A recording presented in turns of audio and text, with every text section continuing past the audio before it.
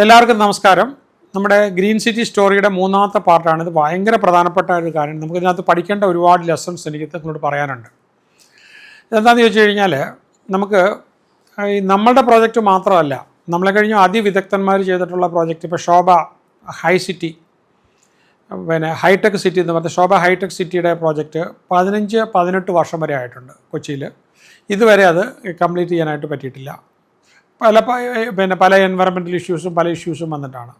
Government തന്നെ നടത്തിക്കൊണ്ടിരിക്കുന്ന വടക്കാഞ്ചേരിയിലെ life മിഷൻ്റെ പ്രോജക്റ്റ് ഇപ്പം 5-6 വർഷമായി. അത് അവർക്ക് ഇതുവരെ കംപ്ലീറ്റ് ചെയ്യാനായിട്ട് പറ്റിയിട്ടില്ല.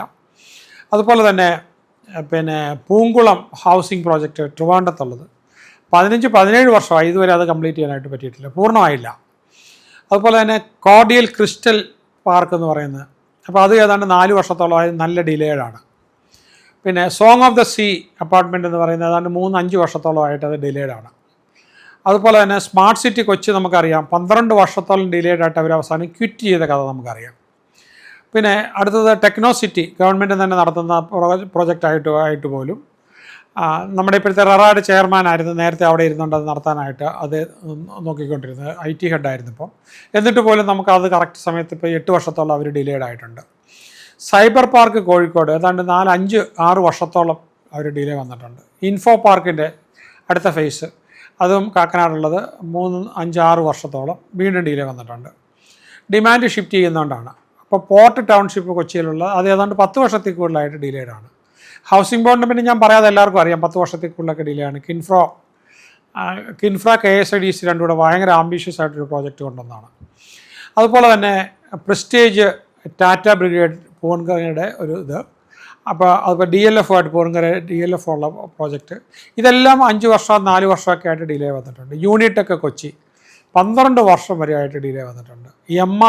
MGF കൊച്ചി, അപ്പോൾ ഏറ്റവും ഫേമസ് ആയിട്ടുള്ള വേൾഡ് തന്നെ ഏറ്റവും വലിയ കമ്പനിയല്ലേ MR എന്നത്, അപ്പോൾ അവരേതാണ്ട് 10 വർഷത്തിന് മുകളിലായിട്ടുള്ള ഡിലേ വന്നിരിക്കുന്നു.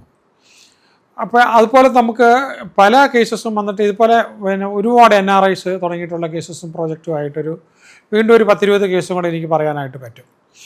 അപ്പോൾ ഇതിനകത്ത് നമുക്ക് പഠിക്കേണ്ട ഒരു പാഠമുണ്ട്. ഇതുപോലെ നമുക്ക് വേറെ ഒരു പ്രധാനമായിട്ട് പഠിക്കേണ്ട ഈ സ്മാർട്ട് സിറ്റി കൊച്ചിയിൽ വന്നു കഴിഞ്ഞപ്പോൾ ഞാൻ ഇതിനെക്കുറിച്ചൊരു വീഡിയോ കുറച്ചുകൂടി വിശദമായിട്ട് യൂട്യൂബിൽ ചെയ്തിട്ടുണ്ട്, നിങ്ങളതൊന്ന് കാണണം. അപ്പോൾ ലോകത്തെങ്ങനെയാണ് ഇത് നടന്നിട്ടുള്ളത്. സ്മാർട്ട് സിറ്റി കൊച്ചിയിൽ വന്നിട്ടുള്ള 5,000 crores പ്രോജക്റ്റായിരുന്നു. അതുപോലെ തന്നെ ഈ ലവാസ എന്ന് പറഞ്ഞ പൂനെയിലുള്ള സിറ്റി, അത് 25,000 കോടിയുടെ പ്രോജക്റ്റായിരുന്നു. 2018 വരെ 2000 തുടങ്ങിയതാണ്, ഡിലേ ആയിട്ട് വന്നു. ഇവിടെയൊക്കെ നമുക്ക് സംഭവിക്കുന്നതെന്ന് വെച്ചാൽ, അതുപോലെ തന്നെ ഈ അമ്രാലി പ്രോജക്റ്റ് എന്ന് പറയുന്ന ഗ്രൂപ്പിൻ്റെ പ്രോജക്റ്റ്, നോയിഡയിൽ വന്ന പ്രോജക്റ്റ്, അത് ഈ പറഞ്ഞ പോലെ 2019 വരെ 10,000 കോടിയുടെ പ്രോജക്റ്റ്, DLFൻ്റെ ഗുർഗാവിലുള്ള പ്രോജക്റ്റ്. അപ്പോൾ ഇവിടെയൊക്കെ നമ്മൾ ഈ പ്രോജക്റ്റ് എടുത്ത് നോക്കുമ്പോൾ നമ്മുടെ ഗ്രീൻ സിറ്റിയിൽ ഇതേപോലെ ഡിലേ വന്നതാണല്ലോ. അപ്പോൾ ഇങ്ങനെ നമ്മളെടുത്ത് നോക്കുമ്പോൾ DLFൻ്റെ 10,000 കോടിയുടെ പ്രോജക്റ്റ് എങ്ങനെ ഡിലേ ആയി, അല്ലെങ്കിൽ പാഞ്ചുമേറയുടെ ദുബൈയിലേത് എങ്ങനെയാണ് 10 ബില്യൻ്റെ പ്രോജക്റ്റായിട്ട് എങ്ങനെ ഡിലേ ആയി. അതുപോലെ JP ഇൻഫോടെക്കിൻ്റെ നോയിഡയിലുള്ള പ്രോജക്റ്റ് 20,000 കോടിയുടെ ജൈജാൻറ്റിക് പ്രോജക്റ്റ്, യൂണിടെക്കിൻ്റെ പ്രോജക്റ്റ് 10,000 കോടിയുടെ പ്രോജക്റ്റ്, കിങ് ഫിഷറിൻ്റെ പ്രോജക്റ്റ് അതേതാണ്ട് 1000 കോടിയുടെ പ്രോജക്റ്റ് ബാംഗ്ലൂർ. ഇവരൊക്കെ എങ്ങനെയാണ് ഈ പ്രോജക്റ്റ് എങ്ങനെയാണ് നഷ്ടപ്പെട്ടു പോകുന്ന ഡിലേ വരുന്നത്? പ്രധാനമായിട്ടും ശരിക്കും പറഞ്ഞാൽ ഒരു ന്യൂസ് എന്തെങ്കിലും വരുവാണ്, ഒന്നീ ഓവർ പ്രൈസ്ഡ് ആണില്ല, ഡിലേ ആണില്ല, പ്രോജക്റ്റ് പൊളിഞ്ഞു എന്നും പറഞ്ഞ് പത്രത്തിലൊരു ന്യൂസ് വന്നു കഴിയുമ്പോഴത്തേക്ക് ഇൻവെസ്റ്റേഴ്സ് പോയി പെട്ടെന്ന് അവരുടെ പൈസ അവർ വസൂലാക്കാനായിട്ട് ഓടിപ്പോയി, എനിക്ക് ഇന്ന് തന്നെ റീഫണ്ട് വേണമെന്നും പറഞ്ഞ്. അപ്പോൾ ചോദിക്കുന്ന അപ്പോൾ കിട്ടിയില്ലെങ്കിൽ അവർ ഉടനെ തന്നെ പോയി കോടതിയിൽ കേസുമൊക്കെ കൊടുത്ത് ആ കേസുമൊക്കെ നടത്തി പിന്നെ അവസാനം ശരിക്കും പറഞ്ഞു കഴിഞ്ഞാൽ ആ പ്രസ്ഥാനം അങ്ങ് തകർന്നു പോവുക ചെയ്യുന്നത്. ചിലപ്പോഴൊക്കെ ഒരു സെക്കൻഡ് ട്രയൽ നടത്തിയിട്ട് കയറി വരാറുണ്ട്. ഇപ്പോൾ ഈ കാനറി വാർഫ് എന്ന് പറഞ്ഞ് ലണ്ടനിൽ, അപ്പോൾ 1.5 ബില്യൺ പൗണ്ടിൻ്റെ പ്രോജക്റ്റായിരുന്നു. പിന്നെ നക്കീൽ വാട്ടർ ഫ്രണ്ട് പ്രോജക്റ്റ് UAE ഉണ്ടായിരുന്നത് 2010 വന്ന്, അത് 100 ബില്യൻ്റെ പ്രോജക്റ്റായിരുന്നു. പിന്നെ അതുപോലെ തന്നെ എവർഗ്രാഡ് പ്രോജക്റ്റ് 300 ബില്യൻ്റെ പ്രോജക്റ്റായിരുന്നു ചൈനയിൽ 2015 മുതൽ 2020 21 വരെയുള്ള സമയത്ത്. പിന്നെ സൂപ്പർ ടെക് ടിൻ ടവേഴ്സ് നോയിഡയിലുള്ള പ്രോജക്റ്റ് 10,000 കോടിയുടെ പ്രോജക്റ്റായിരുന്നു. ഹീര നന്ദാനി ഭയങ്കര ജെന്യുവിനായിട്ടാണ് നടത്തിക്കൊണ്ടിരുന്ന IIT മുംബൈ അതിൻ്റെ അടുത്തായിട്ട് ഹീരാനന്ദാനി ഗാർഡൻസ് എന്ന് പറഞ്ഞൊരു പ്രോജക്റ്റ്. അപ്പോൾ അന്ന് ഇങ്ങനെ പത്രത്തിൽ കൂടെ വന്നുകൊണ്ടിരുന്ന ന്യൂസ് എന്ന് പറഞ്ഞു ദിസ് ഫാർ ഫ്രം മുംബൈ ഇങ്ങനെ പറഞ്ഞ് എല്ലാവരും വർത്തമാനം പറയും, ഫാർ ഫ്രം മുംബൈ, പ്രോജക്റ്റ് പൊളിഞ്ഞു പോയി. പിന്നെ അവരത് ആയതുകൊണ്ട് ഹീരാനന്ദാനി ആയതുകൊണ്ട് അവരത് തിരിച്ചു പിടിച്ച് ആ പ്രോജക്റ്റ് അങ്ങോട്ട് ഇൻഫ്രാസ്ട്രക്ചറൊക്കെ കൊണ്ടുവന്നത് സക്സസ്ഫുള്ളാക്കി. അവരാണ് ഇന്ത്യയിൽ ആദ്യമായിട്ട് റിയൽ എസ്റ്റേറ്റ് കോളേജൊക്കെ MBA ഇൻ റിയൽ എസ്റ്റേറ്റൊക്കെ അവർ തുടങ്ങി. ഒരു മോഡലാണ്. അയാളുടെ ഇൻ്റർവ്യൂ 2 പാർട്ടായിട്ട് യൂട്യൂബിൽ കിടപ്പുണ്ട്, ഒന്ന് കാണണം. അതുപോലെ തന്നെ ഈ DLF ഗ്രീൻസ് ഡൽഹിയിൽ വന്നിട്ടുള്ള പ്രോജക്റ്റ് 2000 crores പ്രോജക്റ്റ്. പിന്നെ US ന്യൂയോർക്കിലെ ഹഡ്സൺ യാർഡ്സിൻ്റെ പ്രോജക്റ്റ് 25 billion പ്രോജക്റ്റ്. ഇനി അടുത്താൽ സൻഡോസ ഗോവ പ്രോജക്റ്റ്, സിംഗപ്പൂരിലുള്ള പ്രോജക്റ്റ്, MRൻ്റെ പ്രോജക്റ്റ്, MRMGFൻ്റെ പ്രോജക്റ്റ്, മൾട്ടിപ്പിൾ സിറ്റിയിലാണ് 8,000 കോടിയുടെ പ്രോജക്റ്റ് ഇന്ത്യയിൽ.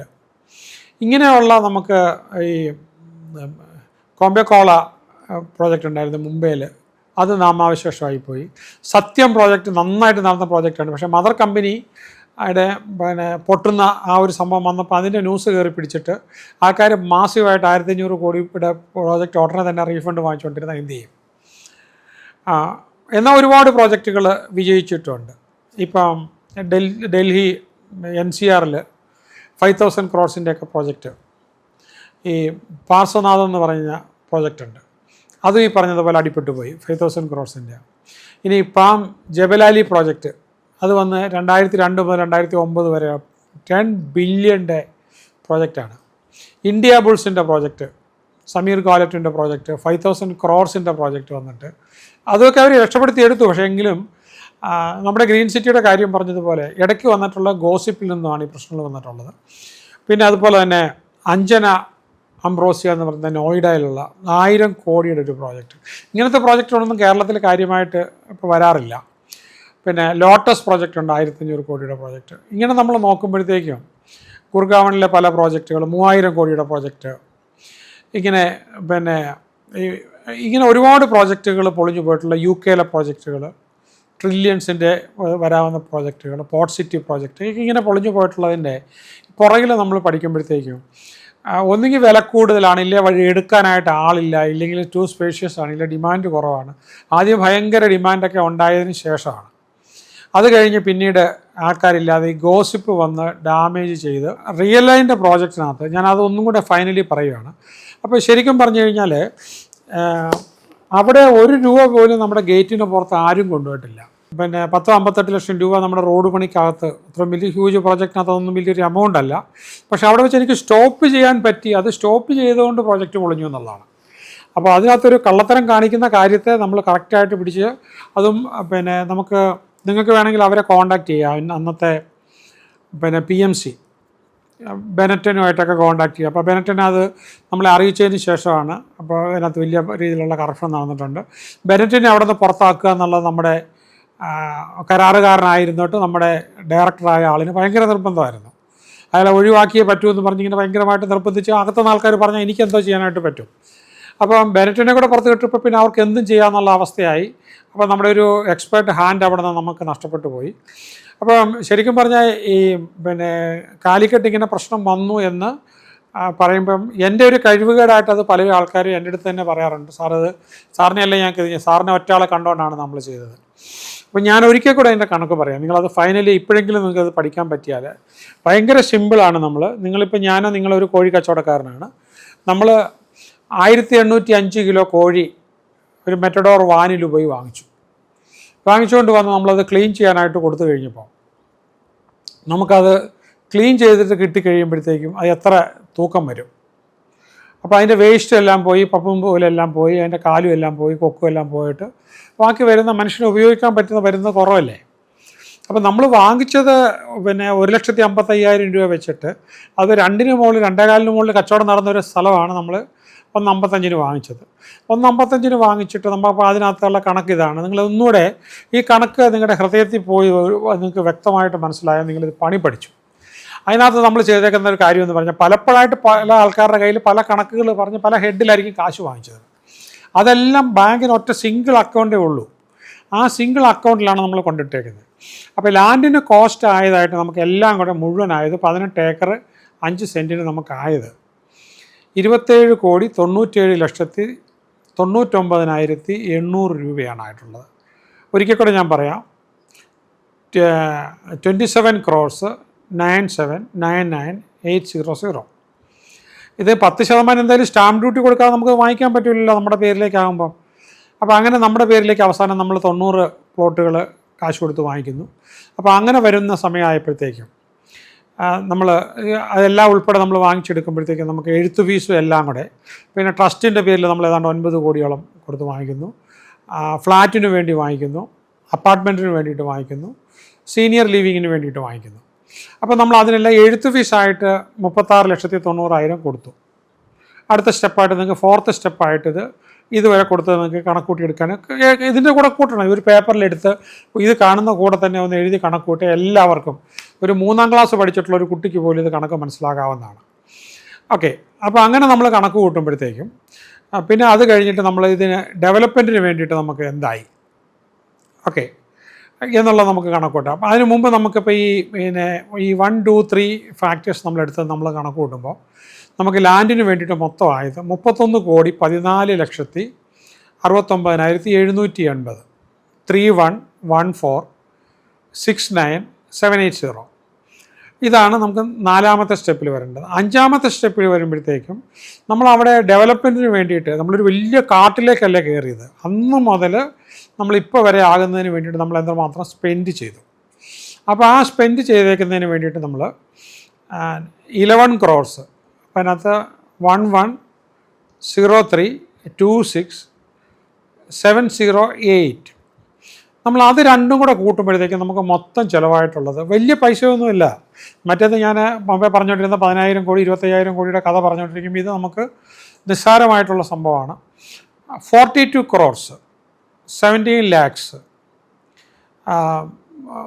96,488, 421796,488. ഇത് നമ്മൾ കൂട്ടിയിട്ട് നമുക്ക് നെറ്റ്, ഞാൻ മുമ്പേ പറഞ്ഞല്ലോ ഒരു ഇത് പറഞ്ഞു, അവിടെ നിങ്ങളൊരു കാര്യം മനസ്സിലാക്കേണ്ടത്, നമ്മൾ ഈ 18 ഏക്കർ പിന്നെ നമ്മൾ കർണാടകത്തിലാണ് വാങ്ങിച്ചേക്കുന്നതെങ്കിൽ അവിടുത്തെ പ്ലാനിങ്ങിൻ്റെ റൂൾ അനുസരിച്ച്, ബിൽഡിംഗ് റൂൾസ് അനുസരിച്ച് 50% മാത്രമേ ഉപയോഗിക്കാൻ പറ്റുള്ളൂ. അങ്ങനെയാണെങ്കിൽ നമ്മൾ 18 ഏക്കർ എന്ന് പറഞ്ഞാൽ 9 ഏക്കർ പറ്റത്തുള്ളൂ. ഇനി അതല്ല, നമ്മളൊരു തമ്പ് റൂളിൽ കണക്ക് കൂട്ടുമ്പോഴത്തേക്കും കേരളത്തിൽ നമ്മൾ ടൗൺഷിപ്പ് ഡെവലപ്പ് ചെയ്യുമ്പം 35% വലിയ പ്രോജക്റ്റിന് നമ്മൾ കോമൺ ഏരിയ ആയിട്ടും മറ്റ് അമ്യൂണിറ്റീസിന് വേണ്ടിയിട്ടും ഫെസിലിറ്റീസിന് വേണ്ടി മാറ്റി വെക്കണമെന്നുണ്ട്. അപ്പം നമ്മളുടെ ഈ 18 ഏക്കർ എന്ന് പറയുമ്പോഴത്തേക്ക് അതിൻ്റെ 3/1 3, 6, 18, അപ്പോൾ 6.5 ഏക്കറോളം നമ്മൾ ഇതിനകത്ത് മാറ്റി വെക്കേണ്ടതുണ്ട്. അപ്പോൾ 18 ഏക്കറിന് നമ്മൾ അത് കുറച്ചാൽ പോലും നമുക്ക് എത്ര വരും?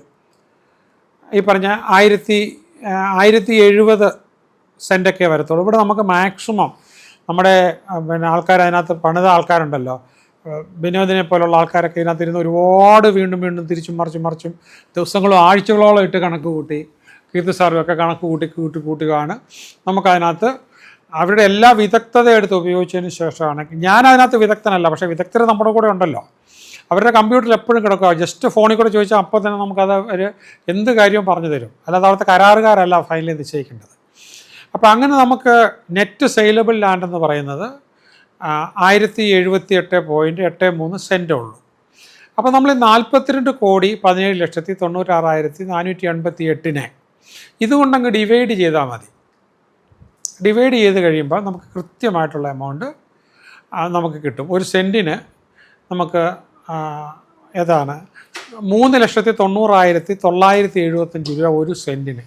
അത് എൻ്റെ അടുത്ത് പ്രവർത്തിച്ച ആൾക്കാർ 12 പേരാണ് എന്നെ ഏറ്റവും കൂടുതൽ സപ്പോർട്ട് ചെയ്യാനായിട്ടുണ്ടായിരുന്നത്.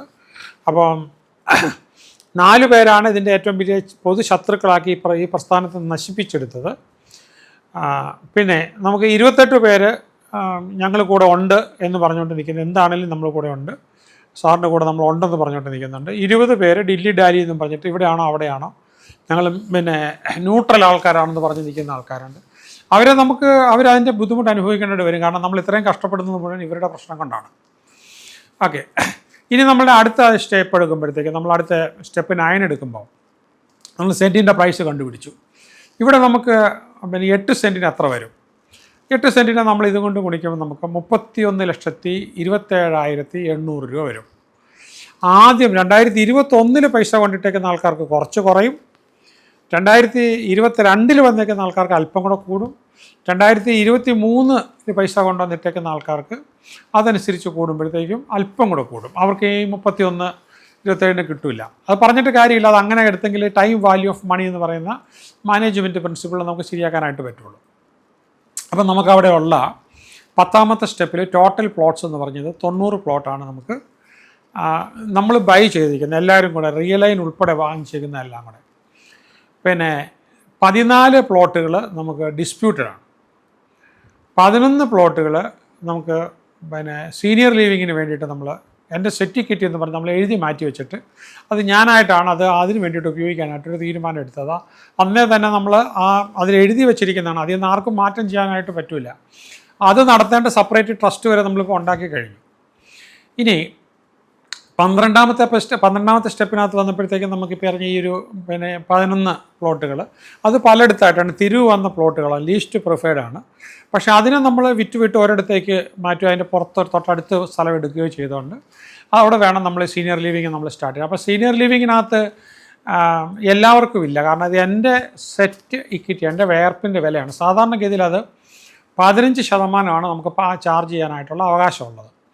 പക്ഷേ ഇത് നമ്മളെന്താണെന്ന് വെച്ച് കഴിഞ്ഞാൽ വളരെ ഒരു മിതമായിട്ട് ആൾക്കാർക്ക് വളരെ കുറച്ച് കിട്ടാൻ വേണ്ടിയിട്ട് ഞാനത് 5% ഒരു റിയൽ എസ്റ്റേറ്റ് കമ്മീഷൻ പോകുന്ന പോലെയുള്ള ഒരു 5% മാത്രമായിട്ടും വ്യക്തിപരമായിട്ടല്ല, അത് എന്നെ സഹായിക്കുന്ന ആൾക്കാരും എനിക്ക് സപ്പോർട്ട് ചെയ്യാൻ ഈ പ്രോജക്റ്റ് വിജയിപ്പിക്കാൻ കൂടെ നിൽക്കുന്ന ആൾക്കാർക്ക് എന്തെങ്കിലും അവരുടെ വീട്ടിൽ നിന്ന് അവരുടെ മക്കൾ അടിച്ചിറക്കുന്ന കാലം വന്നു കഴിഞ്ഞാൽ അവിടെ വന്ന് കിടക്കണം. ഞാനില്ലാത്തൊരു കാലം വന്നാലും, ഞാൻ നാമാവശേഷമായി തട്ടിപ്പോയി കഴിഞ്ഞാലും ശരി, അങ്ങനെ ഒരു സംഭവം അവിടെ നിൽക്കണം. അതിന് വേണ്ടിയിട്ട് ഞാൻ നേരത്തെ മുതലേ കണ്ട ഒരു സാധനമാണ്. അപ്പോൾ എനിക്കല്ലാതെ പ്രോപ്പർട്ടിയൊക്കെ ഉണ്ട്, അത് പറഞ്ഞ് എനിക്കൊന്നും പോകാനില്ല, എനിക്കത് സന്തോഷമേ ഉള്ളൂ. ഞാൻ അതുകൊണ്ട് ഇപ്പോഴും ഈ പറഞ്ഞ 40 പേരിൽ കൂടുതൽ വളരെ കട്ടയ്ക്ക് നിൽക്കുന്നുണ്ട്. അപ്പോൾ ഞാൻ അതിൻ്റെ പ്രോജക്റ്റിനകത്ത് ഇപ്പോൾ മൊത്തം എമർജൻസി പ്രഖ്യാപിച്ചുകൊണ്ട്, അടിയന്തരാവസ്ഥ പ്രഖ്യാപിച്ചുകൊണ്ട് ഞാൻ അതിൻ്റെ പൂർണ്ണമായിട്ട് കൺട്രോളിലേക്ക് പോകും. കുറച്ച് പേർക്കൊക്കെ മുറിയും. അപ്പോൾ നമുക്ക് ടോട്ടൽ 115 പ്ലോട്ട്, അതുകൂടാതെ നമുക്ക് മലബാർ ഹിൽ പാലസിന് വേണ്ടിയിട്ട് നമ്മൾ 126.74 സെൻറ്റ്, അതിൻ്റെ വിലയെന്ന് പറയുന്നത് നമ്മൾ മുമ്പേ പറഞ്ഞ 390 975 വെച്ച് എടുക്കുമ്പോഴത്തേക്കും 4,95,52,200 രൂപ. അതിനകത്ത് 50 പേരാണ് 10 ലക്ഷം രൂപ വെച്ച് ഇൻവെസ്റ്റ് ചെയ്തേക്കുന്ന 50 പേരാണ്, അത്രയേ ഉള്ളൂ. അപ്പോൾ എനിക്കും അതിനകത്ത് ഞാൻ 3 ഷെയർ അതിനകത്ത് വാങ്ങിച്ചേക്കുകയാണ് ചെയ്തേക്കുന്നത്. ഞാൻ കാശ് പോയി കൊടുത്തിട്ട് കൃത്യമായിട്ട് എൻ്റെ അക്കൗണ്ടിൽ നിന്ന് അതിലേക്ക് പോയ രേഖകളും എല്ലാം വെച്ചുകൊണ്ട് പിന്നെ ഡിസ്പ്യൂട്ട് ഉണ്ടാകാതിരിക്കാൻ വേണ്ടി അത് പ്രത്യേകമായിട്ട് നോട്ട് ചെയ്ത് വെച്ചിട്ട് വരെയുണ്ട്. അങ്ങനെ കൊടുത്തുകൊണ്ട് ഞാനും അതിനകത്ത് ഇൻവെസ്റ്റ് ചെയ്തിട്ടേ ഉള്ളൂ. അപ്പോൾ 50 ഇതാണ്. അതിനകത്തുള്ള ആൾക്കാരെ സംബന്ധിച്ചിടത്തോളം ഇപ്പോൾ എനിക്ക് ഇത്രയും മോശമായ അനുഭവം ഉണ്ടായപ്പോഴത്തേക്കും ഞാനായിട്ട് പോയി അതിന് ഒരു തീരുമാനമെടുത്ത് ഞാനായിട്ട് ഡെവലപ്പ് ചെയ്യത്തില്ല. നമ്മളൊരു നല്ല ഡെവലപ്പറെ കണ്ടുപിടിച്ച്, നമ്മളൊരു ബിൽഡറെ കണ്ടുപിടിച്ച് ചെയ്തിട്ട് അതിൻ്റെതെല്ലാം കൂടെ കോൺട്രിബ്യൂട്ട് ചെയ്ത് അവരുമായിട്ട് നമ്മളൊരു എഗ്രിമെൻ്റ് ഉണ്ടാക്കി, ആ എഗ്രിമെൻറ്റിൻ്റെ മുകളിൽ ആർക്ക് വേണം ഇനിഷ്യേറ്റീവ് എടുക്കാം. പക്ഷേ ഞാൻ ഇനിഷ്യേറ്റീവ് എടുത്തു കഴിഞ്ഞാൽ പിന്നെ അതിനെക്കുറിച്ചൊരു ഗോസിപ്പ് ഉണ്ടാകണ്ട എന്നുള്ളത് ഒറ്റ കാരണങ്ങൾ കൊണ്ടാണ്. പിന്നെ ഒരു കാര്യമാണ്, ഞാനവിടെ സേഫാണ്, എല്ലാവർക്കും ഷെയർ ഇഷ്യൂ ചെയ്തിട്ടുണ്ട്. നിങ്ങളുടെ എമൗണ്ടും വാലിഡാണ്. ഞാൻ നിങ്ങളോട് വായ്പ വാങ്ങിച്ചിരിക്കുന്ന പൈസ അല്ല ഞാൻ ചോദിക്കുമ്പോൾ എടുത്തു തരാനായിട്ട്. അപ്പം നിങ്ങൾക്ക് ചെയ്യാവുന്നതെന്ന് പറഞ്ഞു കഴിഞ്ഞാൽ നിങ്ങൾക്ക് കമ്പനിക്ക് അകത്ത് ചോദിക്കാം, നിങ്ങൾക്ക് ലെറ്റർ ഇറക്കിയിട്ട് ചോദിക്കാം ആർക്കെങ്കിലും എൻ്റെ ഷെയർ വാങ്ങിക്കാൻ താല്പര്യമുണ്ടോ. ആരും ഇല്ല എന്നുണ്ടെങ്കിൽ നിങ്ങൾക്ക് പിന്നെ അടുത്ത ചോയ്സ് എന്ന് പറഞ്ഞാൽ കമ്പനി നിയമപ്രകാരം നിങ്ങൾക്ക് ഇഷ്ടപ്പെട്ട വിലയ്ക്ക് നിങ്ങൾക്ക് പുറത്ത് കൊടുക്കാം. നമ്മുടെ കമ്പനിയുടെ പുറത്ത് 50 പേർക്ക് എടുക്കാനുള്ളൊരു പ്രിഫറൻസ് ഉണ്ട്, അതല്ലെങ്കിൽ പുറത്തെടുക്കാം. ഇപ്പോൾ ഇതിനകത്ത് നിങ്ങൾ 3-4 പേര് ഇത് കൂടിയിട്ട് ഈ പ്രോപ്പർട്ടി എടുക്കണമെന്നുണ്ട്, അങ്ങനെ എടുത്ത് ചെയ്യാനാണെങ്കിൽ പോലും നിങ്ങൾക്ക് ബാക്കിയുള്ളവരുടെ ഷെയർ ഇങ്ങനെ വാങ്ങിച്ചെടുക്കാം. ഇനി അതല്ല പുറത്തുനിന്നുള്ള ആൾക്കാർക്ക് ഇതിനകത്ത് വരണമെന്നുണ്ടെങ്കിൽ പോലും അവർക്ക് ഈ പറഞ്ഞ പോലെ ഷെയർ വാങ്ങിച്ചുകൊണ്ട് ആർക്ക് വേണമെങ്കിൽ എപ്പോൾ വേണമെങ്കിലും വരാം. അപ്പം നിങ്ങൾക്ക് അതിനകത്ത് ഷെയർ കൊടുക്കാനായിട്ടുള്ള അവകാശമാണുള്ളത്. പ്രൈവറ്റ് കമ്പനിയുടെ നിയമം അങ്ങനെയാണ്, അല്ലാതെ റീഫണ്ട് എന്ന് പറയുന്നൊരു നിയമം ഇല്ല.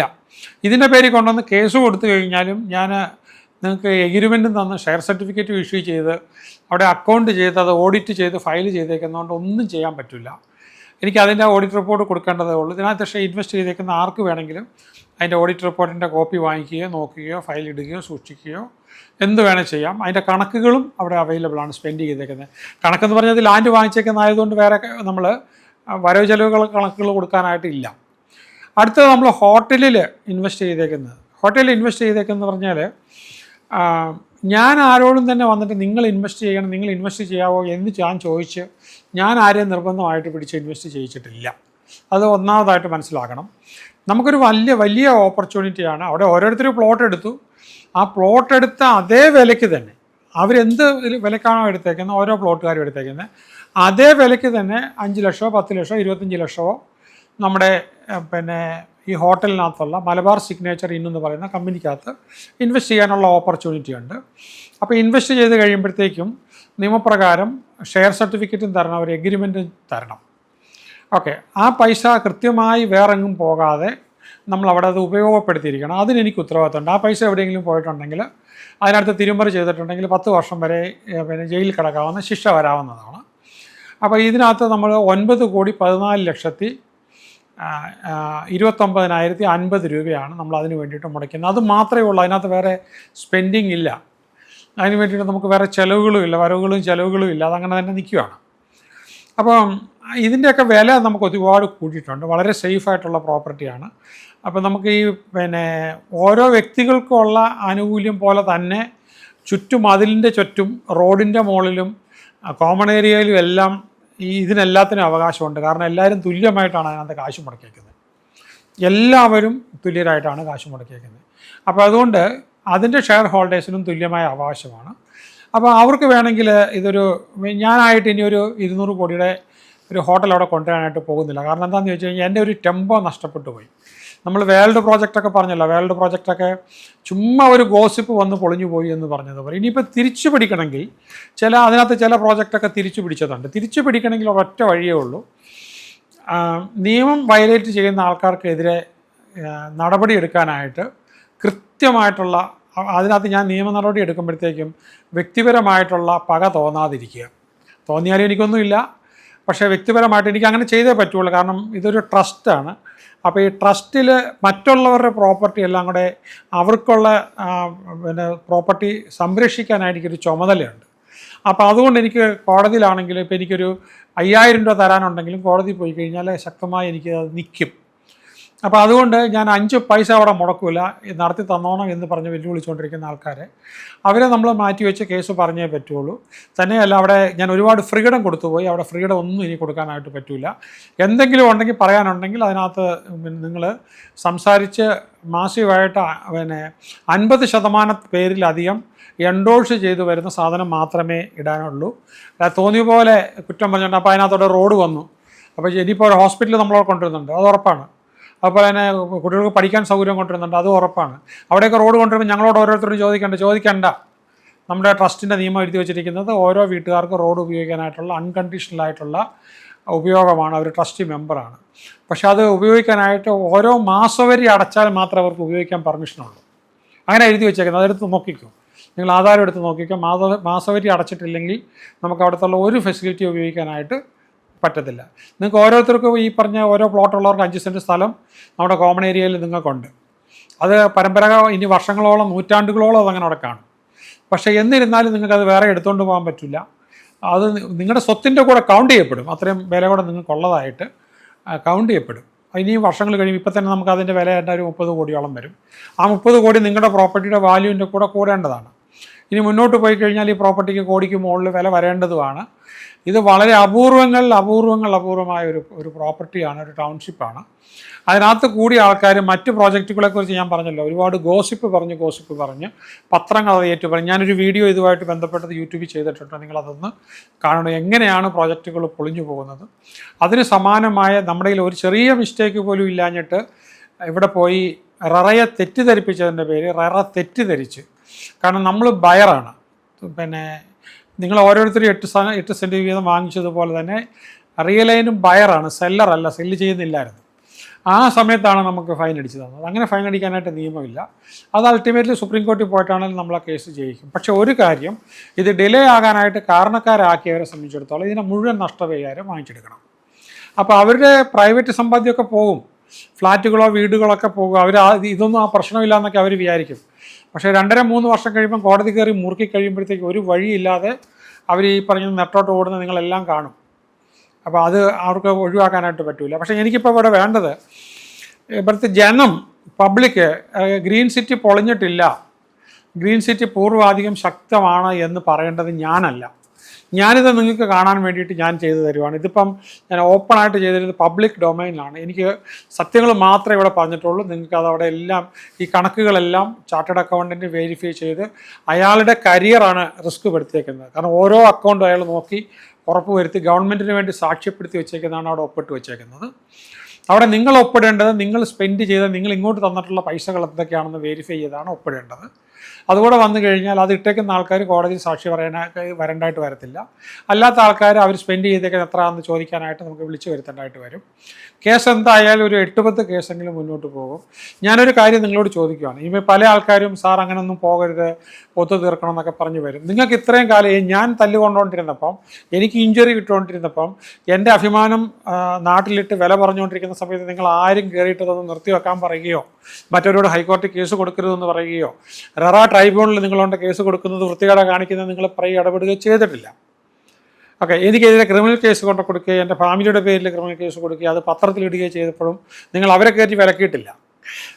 ഇനിയിപ്പോൾ ഞാൻ ചോദിക്കട്ടെ, എനിക്ക് എൻ്റെ എല്ലാ ആളം മുട്ടി. എന്നെ സംബന്ധിച്ച് ടോപ്പ് പ്രയോറിറ്റി എന്ന് പറയുന്നത് ബിയോണ്ട് ഓൾ റീസണബിൾ ഡൗട്ട് ഞാൻ ചെയ്ത നന്മ എന്താണെന്ന്, ഞാൻ 390 നിങ്ങൾക്ക് ലാൻഡ് തന്നിട്ടുണ്ട്, ആരും അതിനകത്ത് 5 പൈസ കൊണ്ടുപോയിട്ടില്ല എന്ന് ജനത്തിൻ്റെ മുന്നേ പ്രൂവ് ചെയ്ത് അതൊരു ബുക്കിനകത്തൊരു ചാപ്റ്ററായിട്ട് എഴുതണം എനിക്ക്. അപ്പോൾ അത് ഇവർക്ക് ശിക്ഷയും വാങ്ങിച്ചു കൊടുത്ത് ജയിലിൽ വിടേണ്ട ആൾക്കാരെ ജയിലിലും വിട്ട് കോമ്പൻസേഷൻ വാങ്ങിക്കേണ്ട, ഞാൻ പറഞ്ഞല്ലോ ആദ്യം ഒന്ന് ഇവരത് പൊച്ചിച്ച് തള്ളത്തുള്ള ആരെങ്കിലും പറഞ്ഞു കഴിഞ്ഞാൽ അതൊക്കെ ഞങ്ങൾ നോക്കിക്കൊള്ളാം, ഒരു പ്രശ്നവും ഇല്ല. കാരണം അവർ പറഞ്ഞുകൊണ്ടെങ്കിൽ എന്നെ കഴിഞ്ഞൊക്കെ അറിവുള്ള വക്കീലന്മാരുണ്ട്, നോ പ്രോബ്ലം.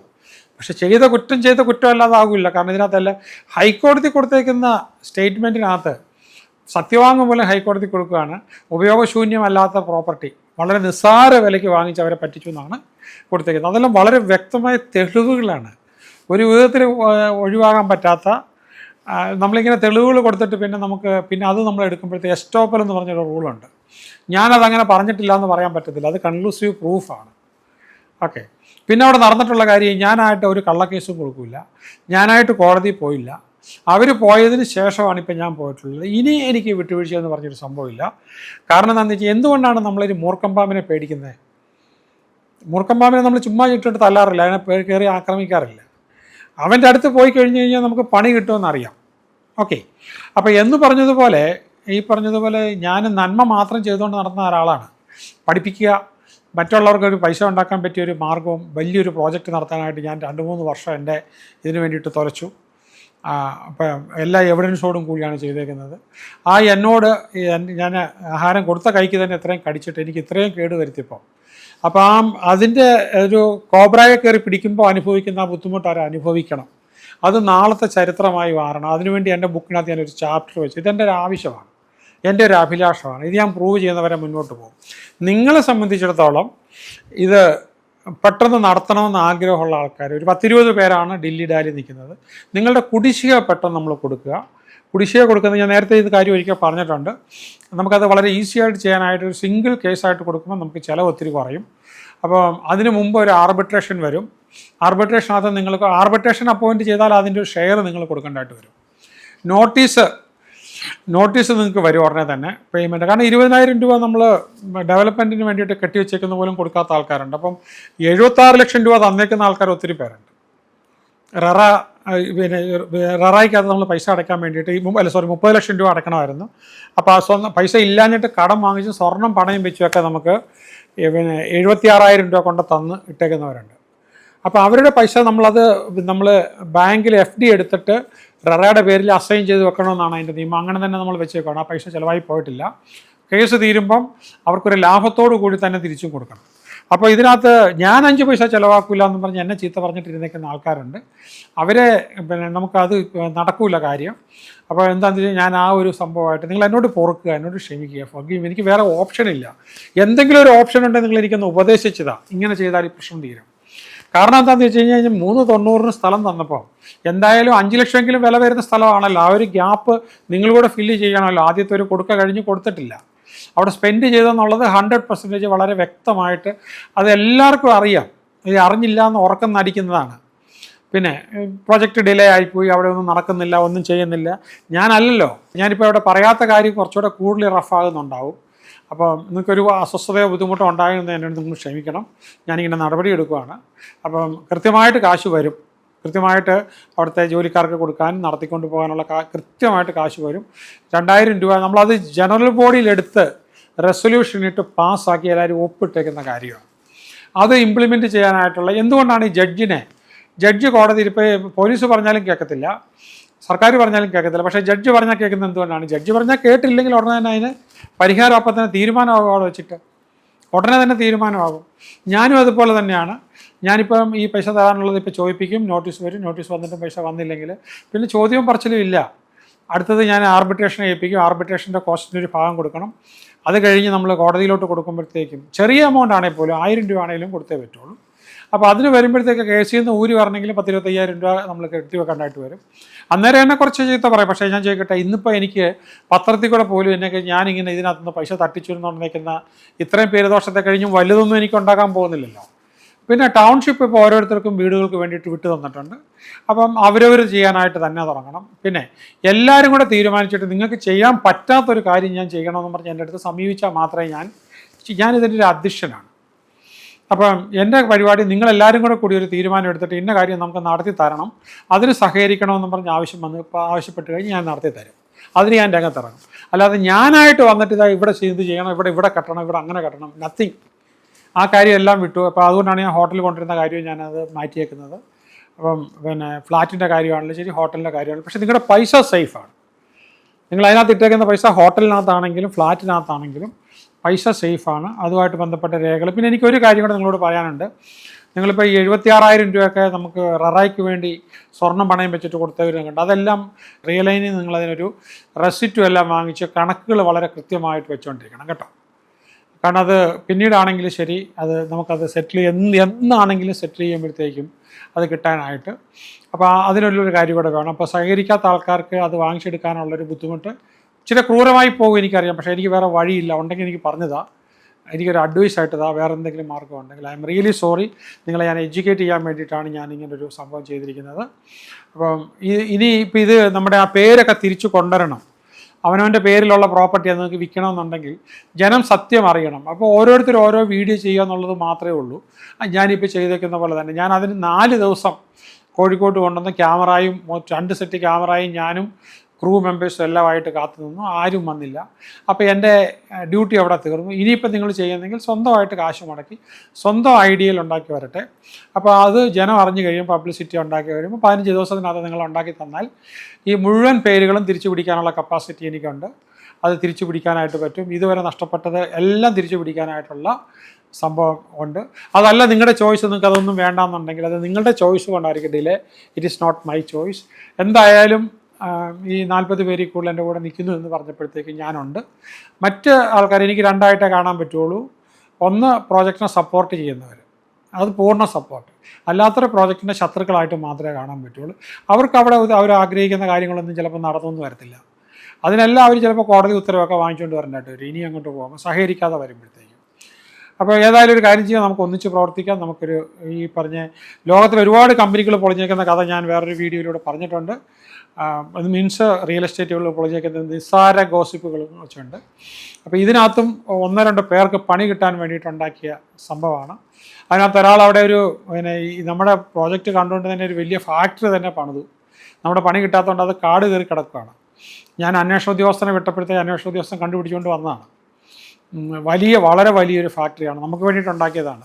അതിനകത്ത് പണി നടക്കാതെ ഇരുന്നുകൊണ്ടാണ് ഈ ചൊറുക്ക് മുഴുവൻ വന്നിരിക്കുന്നത്. അപ്പോൾ അവരാരൊക്കെയാണ്, അവരെന്തൊക്കെ ഭിത്തി പണിതിട്ടുണ്ടോ, പിന്നെ കല്ലുകെട്ട് നടത്തിയിട്ടുണ്ടോ, കയ്യാല കെട്ടിയിട്ടുണ്ടോ, എല്ലാ ഡീറ്റെയിൽസും നമ്മുടെ കയ്യിലുണ്ട്. അതുകൊണ്ട് ഇനി നമ്മളെ ആരും ഒന്നും പറഞ്ഞൊന്നും പേടിപ്പിക്കാനൊന്നുമില്ല. നമ്മൾ ചെയ്യാവുന്നതെല്ലാം പെർഫെക്റ്റ് ആയിട്ടാണ് ചെയ്തു പോകുന്നത്. എനിക്ക് ആരുടെ 5 പൈസ വേണ്ട. പക്ഷെ ഞാൻ ഈ പറഞ്ഞതുപോലെ എന്നെ ഇങ്ങനെ അവഹേളിച്ചാൽ ഞാൻ പിന്നെ ഒരു വിട്ടുവീഴ്ച ചെയ്യുന്ന പ്രശ്നവും ഇല്ല. പക്ഷെ എന്നാലും നമ്മൾ നല്ല സൗഹൃദത്തോടു കൂടി പോകും. ഇതൊരു വലിയ പ്രസ്ഥാനമായി മാറും. പുറകോട്ട് മാറി നിൽക്കുന്ന ആൾക്കാരെ ഒന്ന് മാത്രം നിങ്ങളൊന്ന് പിടിച്ച് രംഗത്തേക്ക് ഇറക്കുക. All the best.